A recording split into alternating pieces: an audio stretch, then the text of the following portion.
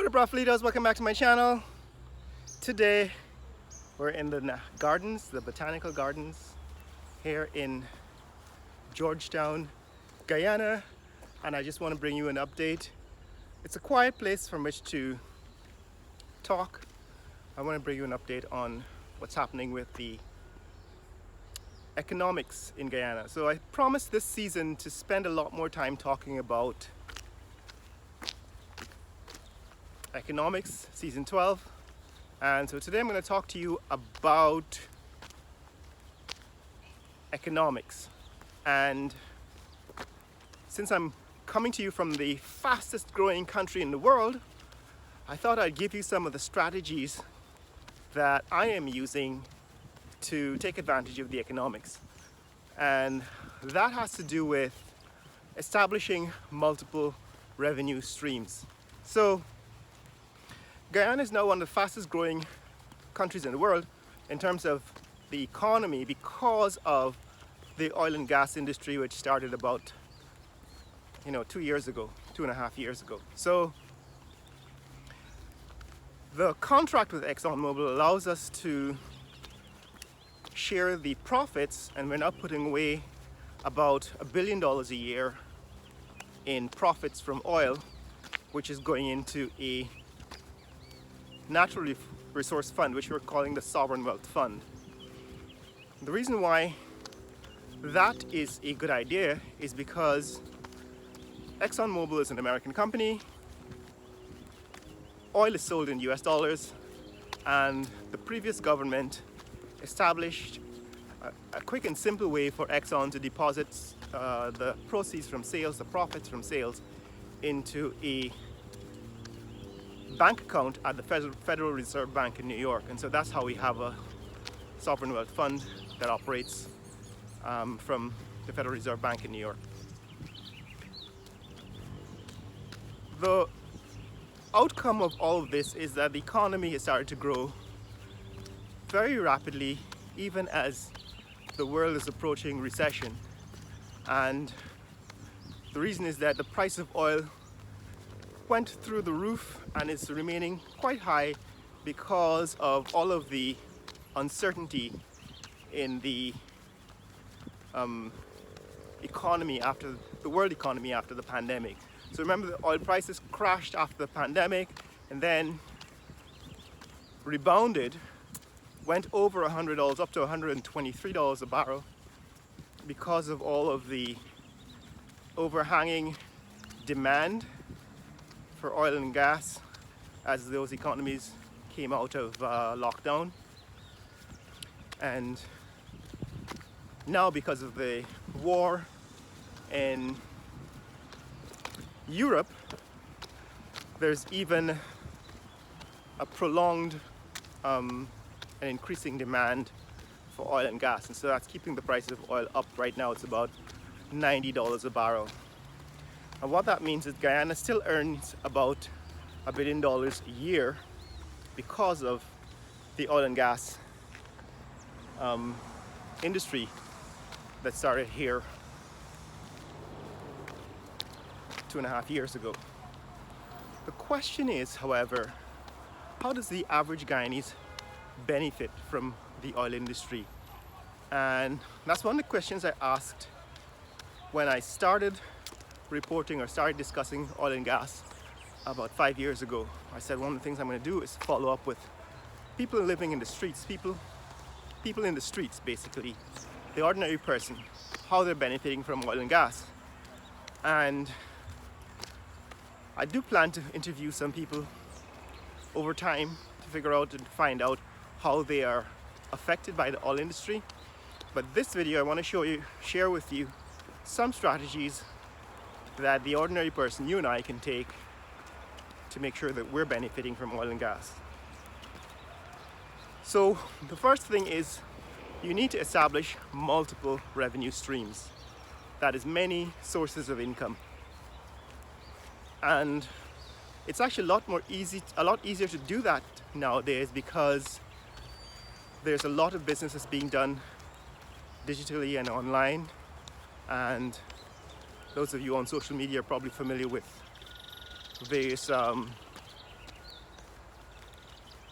various ways to earn money online, and you can do that now from anywhere in the world. So one way is, of course, to set up an online business and build your own brand. Another way is to work for an online company and get paid that way. Third way is to establish, a blog channel or a vlog channel, whether it be video or text, and use that to promote your ideas, your interests.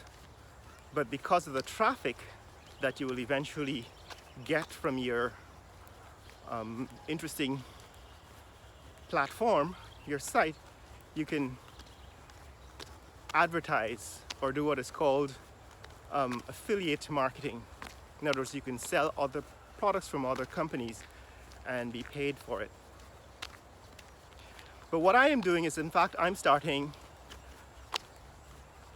companies that can in fact benefit from the growth in oil and gas in Guyana. So one of the things that I'm doing is starting a bunch of companies, and I've talked about these companies before.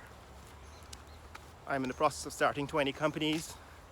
They're called the Lisa Group, Lisa R&D Group of companies, and in there I have a university, an online university, and teaching hospital. Now we're adding a teaching hospital to that company. I have there a retail company, sort of an online retailer that sells made in Guyana products. That's called Raffle Nation Brands, and that's up and running. You can go to rnbrand.online and look at the products there and purchase. In fact, that company is what is funding most of the business ventures I'm working on. The third company is a kind of real estate company, developer, a building developer company where I'm building eco-smart homes. You can go to that website. It's also online. It's ecosmarthomes.rnbrand.online now.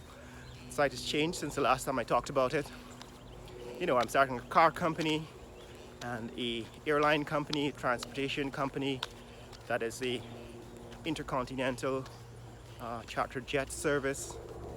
I'm starting a food security company that allows you to share recipes and to sell your own homemade food products and so on. I have about 21 of those companies, and there are a lot more in the works, as the ones that are on the site right now, lrdg.rnbrand.online, as they get revenue, probably just gonna add more companies to the group.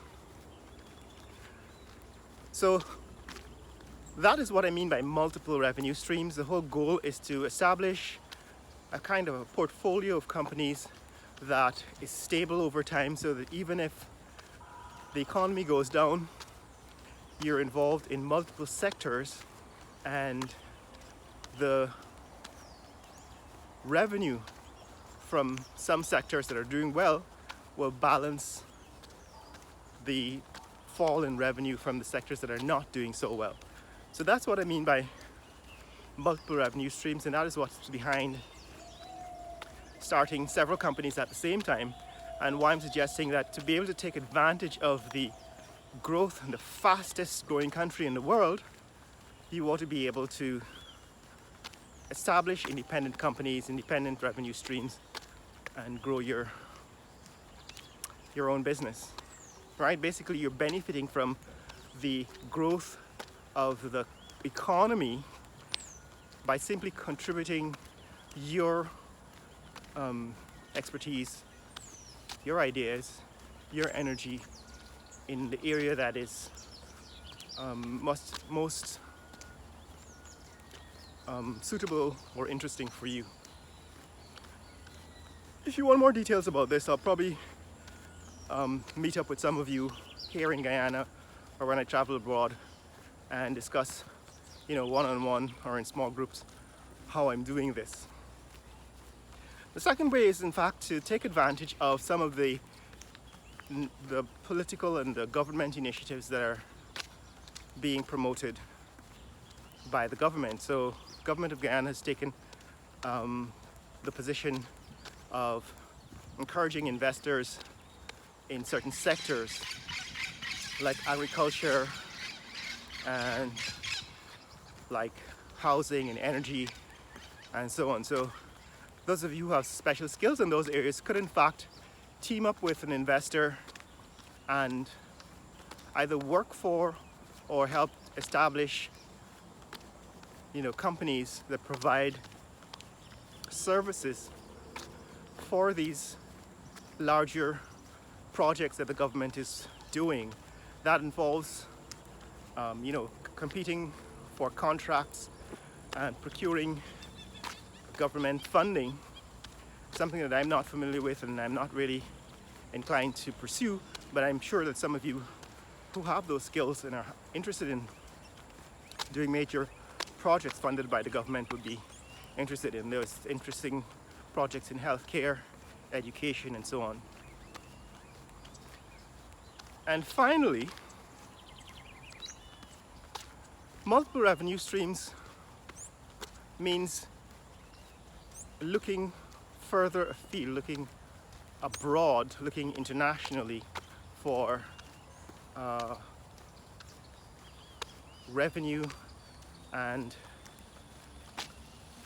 for markets and for growth. So if you're part of the fastest growing country in the world, you want to take advantage of the fact that we can now compete globally, right? I did a video on the rise in the value of the Guyana dollar. I will address that again in future. But the point here is that don't only confine your interests to businesses in Guyana. You can start building companies, businesses abroad, investing in other markets around the globe, in Europe, in North America, in the Caribbean, further afield, and establish companies, businesses outside of Guyana. And I'll explain to you in a future video what I'm doing. One of my companies is the Georgetown Biomedical University, and a lot of the interest from that is coming from places like South Africa and the Middle East. And so the whole goal is to establish a business that eventually provides services outside of Guyana. So that's what's up, guys. That's what's happening here in Georgetown, Guyana, in the fastest growing country in the world. Here we have a group of tourists from China, Chinese tourists. But I'm going to close this off here. In the fastest growing economy in the world, what you need to do to take advantage of the growing economy is establish multiple revenue streams that let you benefit from government contracts, from the growing economy, growing demand for products and services, and from just establishing your skills, in other words, your interests, turning them into money-making ventures. You want to see more content like this, click like and subscribe. In the comments below, tell me what you are doing to take advantage of the growing economy, the fastest growing economy in the world, and let me know if any of this advice is helpful. Share in the comments below what you are doing to establish multiple revenue streams and to take advantage of the economic growth in Guyana. Share this video with friends and family around the world. Let them know what's happening here in Georgetown, Guyana. Later!